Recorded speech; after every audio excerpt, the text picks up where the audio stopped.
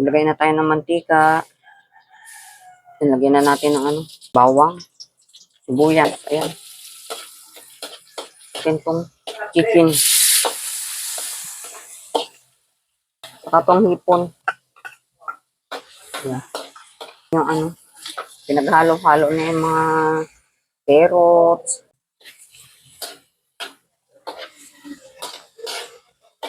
Lagyan na natin siya ng sabaw. Natin tong oyster sauce. Cubes. Yan. Kunting tuyo. Ayan. Fish sauce. Okay. Tignan na natin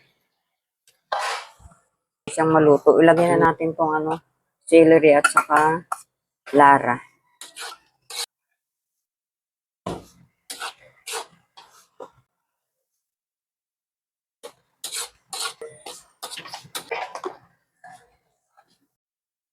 Tignan na natin. Salin na natin.